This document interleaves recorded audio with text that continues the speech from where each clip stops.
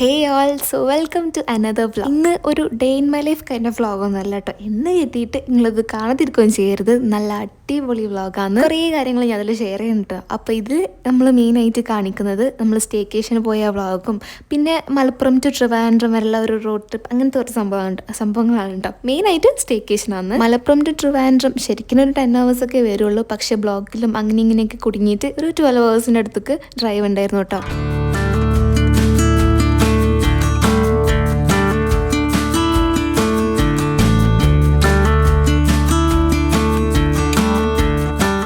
മൂവാറ്റുപുഴയിൽ നിന്ന് ഒരു അടിപൊളി ഹോട്ടലിൽ കയറിയിട്ടുണ്ടായിരുന്നു കേട്ടോ. ആൻഡ് അവിടുത്തെ ഫുഡ് അടിപൊളിയായിരുന്നു. അവിടുത്തെ ഫിഷ് ഐറ്റംസ് ഒക്കെ എടുത്ത് തന്നെ പറയണം, ഭയങ്കര ടേസ്റ്റ് ആയിരുന്നു കേട്ടോ. നമ്മളുടെ ഇവിടെ ബത്തൽ എന്നാണല്ലോ ചെറിയ മീനിനെ പറയാം, പക്ഷെ അവർ കൊഴുവാന്നാട്ടോ പറയുന്നത്. മീൽസിൽ അങ്ങനെ മോരുകറി കൊടുക്കുന്നത് ഞാൻ കണ്ടിട്ടില്ല കേട്ടോ. പക്ഷെ ഇവിടുത്തെ മോരുകറിയും നല്ല ടേസ്റ്റ് ഉണ്ടായിരുന്നു. അതും മോരുകറിയും ഈ മീനും കൂടി കൂട്ടി കഴിക്കുമ്പോൾ വേറെ തന്നെ ഒരു ടേസ്റ്റാണ്. നല്ല മഴ ഒരു ദിവസമായിരുന്നു കേട്ടോ ഞങ്ങൾ പോയിട്ടുണ്ടായിരുന്നത്. അതും കേരളത്തിൽ ഓൾമോസ്റ്റ് ഒരുപാട് ജില്ലയിൽ റെഡ് അലേർട്ട് ആയിരുന്നു. നല്ല മഴയും. പിന്നെ കോട്ടയത്തൊക്കെ ഞാൻ ആദ്യമായിട്ടാട്ടോ പോണത്. ഭയങ്കര ഇഷ്ടമായി എനിക്ക് അവിടുത്തെ സ്ഥലങ്ങളൊക്കെ. ഞങ്ങൾ ടൗൺ ഏരിയയിൽ നിന്നൊക്കെ മാറിയിട്ട് വേറെ കുറേ മലയും കാടും കുന്നൊക്കെ ഉള്ള സ്ഥലത്ത് കൂടിയായിട്ട് പോയത്. നല്ല ഇഷ്ടമായിട്ടോ എനിക്ക് ഓരോ സ്ഥലവും.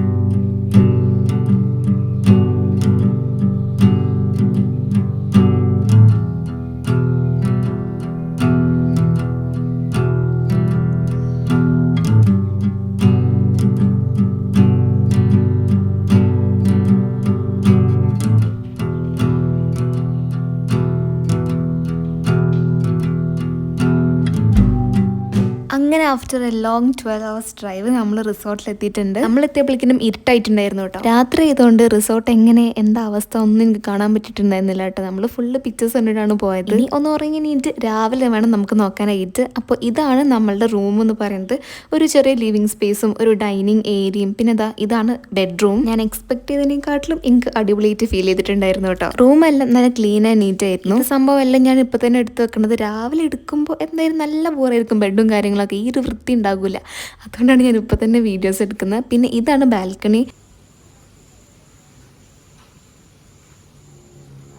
ഇപ്പം കാണുമ്പോൾ നിങ്ങൾക്ക് ഭയങ്കര അടിപൊളിയായിട്ടൊന്നും ഫീൽ ചെയ്യില്ല, പക്ഷെ രാവിലത്തെ കാഴ്ചകളൊക്കെ കാണാൻ നല്ല രസമാണ് കേട്ടോ. ആൻഡ് ഇതാണ് കേട്ടോ ബാത്റൂം വരുന്നത്.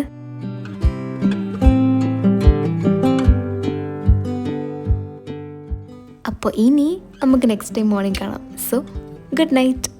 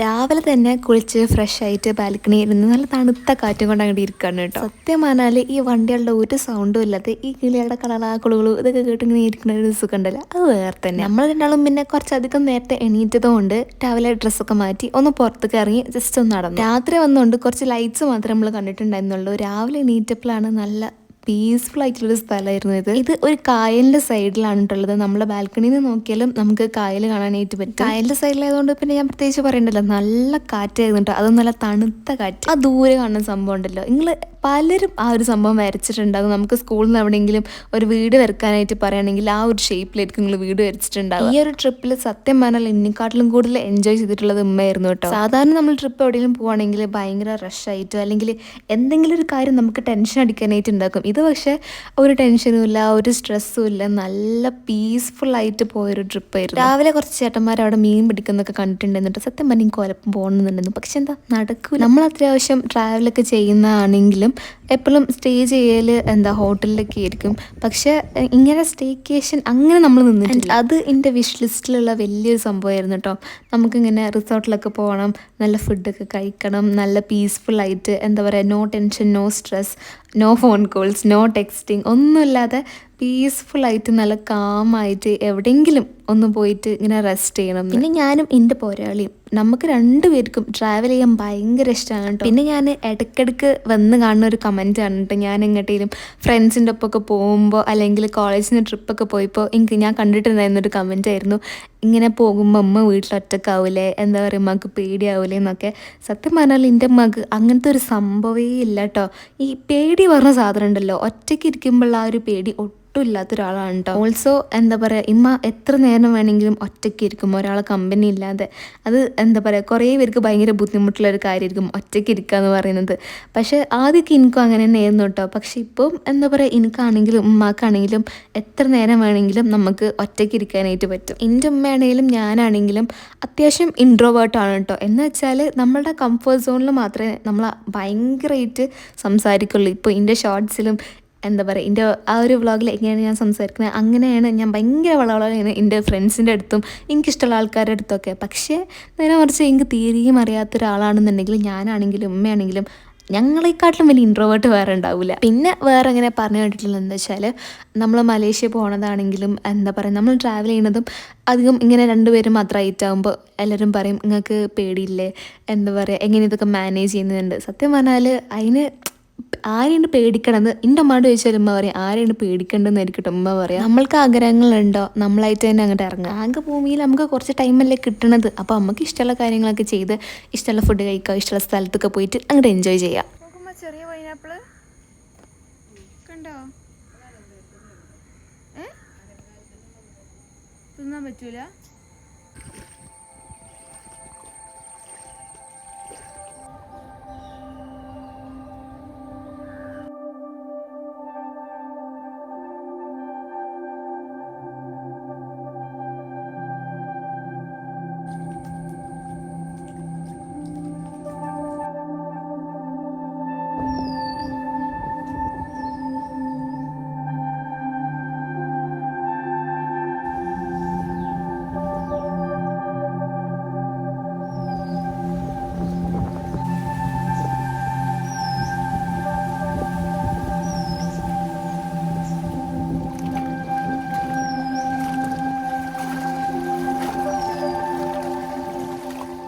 അങ്ങനെ റിസോർട്ടും കാര്യങ്ങളൊക്കെ ഒന്ന് ചുറ്റി കണ്ടതിന് ശേഷം ഞങ്ങൾ രണ്ടാളും തിരിച്ച് റൂമിൽ തന്നെ വന്നിട്ടുണ്ടായിരുന്നു കേട്ടോ. ആൻഡ് ഇതാണ് കേട്ടോ നമ്മളൊരു റൂം പുറത്തുനിന്ന് നോക്കുമ്പോൾ ശരിക്കും ഒരു വീട്ടിലേക്ക് കയറി പോകുന്നൊരു ഫീലാണ് കേട്ടോ. ആൻഡ് ഞാൻ പറഞ്ഞില്ലേ നമ്മുടെ റൂമിൽ നിന്ന് കായലിലേക്കുള്ള വ്യൂ ഉണ്ടെന്ന്. ലൈറ്റ് വന്നപ്പോഴാണ് റൂം ശരിക്കും അടിപൊളിയായത് കേട്ടോ.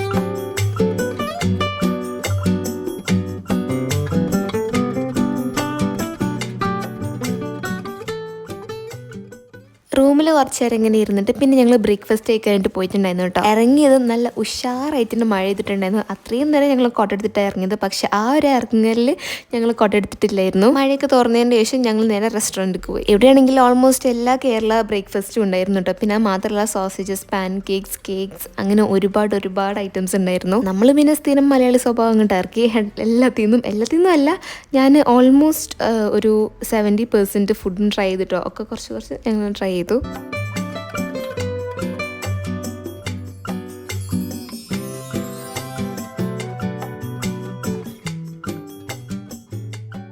ഇവിടെ ഞങ്ങൾ രണ്ടാളും ആദ്യമായിട്ടാട്ടോ പൊങ്കലുണ്ടല്ലേ അത് ഞങ്ങൾ ട്രൈ ചെയ്ത് നോക്കി കേട്ടോ. അത് ഞങ്ങൾ വിചാരിച്ചാൽ ഭയങ്കര സ്വീറ്റ് ആയിട്ടുള്ള എന്തെങ്കിലും സംഭവമായിരിക്കുന്നത്.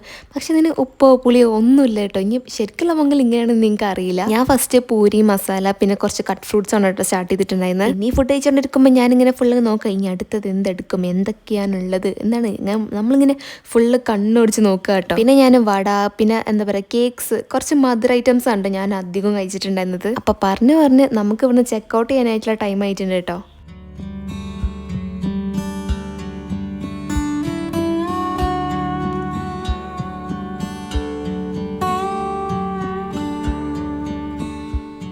എൻ്റെ അമ്മക്ക് ഇവിടുത്തെ എല്ലാ ചെടിയും കൊമ്പും വേണം. ഇവിടെ ആണെങ്കിൽ എല്ലാ ഐറ്റംസും ഉണ്ട്, പക്ഷെ ക്യാമറ ഉണ്ട്.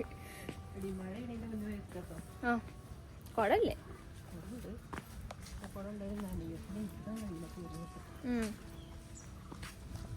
ഇവിടുന്ന് പോവാൻ തോന്നുന്നില്ല. ഒരു 2 ദിവസം കൂടി കിട്ടിയില്ലെങ്കിൽ തോന്നുക ഒരാഴ്ച വെക്കാം.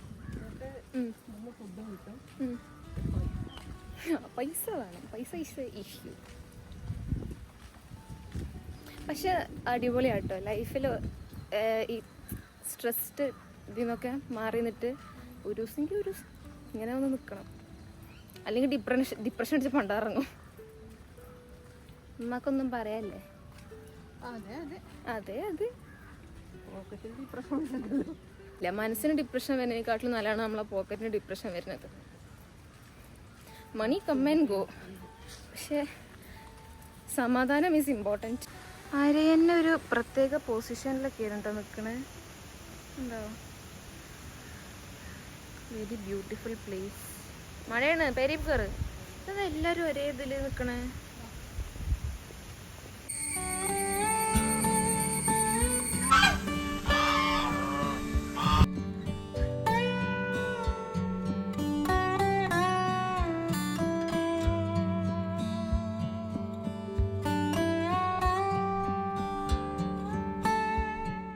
അങ്ങനെ ട്രിവാൻഡ്രത്തിനോട് നമ്മൾ ടാറ്റ ബൈ ബൈ പറഞ്ഞിട്ട് പോവുകയാണ്. പിന്നീട് അങ്ങോട്ട് എൻ്റെ ഫോണിൻ്റെ അവസ്ഥ വളരെ പരിതാപകരമായിരുന്നു കേട്ടോ. വരുമ്പോഴുള്ള ഷോർട്സും കാര്യങ്ങളൊന്നും എനിക്ക് ഷൂട്ട് ചെയ്യാനായിട്ട് പറ്റിയില്ല. ഓൾമോസ്റ്റ് ഇരുട്ടായിരുന്നു. പിന്നെ നമ്മൾ വന്നപ്പോഴുള്ള ആ ഒരു കാഴ്ച തന്നെയായിരുന്നു കേട്ടോ. ഉച്ചയ്ക്ക് ഒരു അടിപൊളി ഹോട്ടലിൽ കയറിയിട്ട് നല്ല മീൽസ് കഴിച്ചിട്ടുണ്ടായിരുന്നു. പിന്നെ കൊല്ലങ്കാരൻ്റെ മീൻ കറി അതൊരു ഒന്നൊന്നര ടേസ്റ്റ് ആയിരുന്നു. ഈ ഷോർട്സ് ഒക്കെ എടുക്കുന്ന ടൈമിൽ എൻ്റെ ഫോണിൽ വളരെ കുറച്ച് ചാർജ് ചെയ്യുള്ളൂ കേട്ടോ. പിന്നെ പാരകളിൽ കയറി ഉടനെ ഞാൻ എൻ്റെ ഫോൺ ചാർജ് ചെയ്യാനായിട്ട് കൊടുത്തു. എന്നിട്ട് ഫുഡൊക്കെ കഴിച്ച് ഇറങ്ങിയപ്പോഴാണ് ഞാൻ ഫോൺ തിരിച്ച് വാങ്ങിച്ചത് കേട്ടോ. അതുകൊണ്ട് ആ വീഡിയോസും കാര്യങ്ങളൊന്നും എനിക്ക് എടുക്കാനായിട്ട് പറ്റിയില്ല. എൻ്റെ പവർ ബാങ്കത്തെ ചാർജും കഴിഞ്ഞിട്ടുണ്ടായിരുന്നു കേട്ടോ. പിന്നെ ഞാൻ ചെറുതായിട്ട് ഉറക്കം നോങ്ങിയിട്ടാണ് ഈ വോയിസ് ഓവർ കൊടുക്കുന്നത്. അപ്പം അതിൻ്റെതായ ചെറിയ മിസ്റ്റേക്സും കാര്യങ്ങളും ചിലപ്പോൾ ഉണ്ടാകും. അപ്പം നിങ്ങൾക്ക് ഇനിയും ഇതുപോലത്തെ ട്രാവൽ വ്ളോഗ്സ് വേണമെന്നുണ്ടെങ്കിൽ എന്തായാലും കമൻറ്റ് ചെയ്യാനായിട്ട് മറക്കണ്ട കേട്ടോ. So that's it for today. അപ്പം ഇത്രയേ ഉള്ളൂ.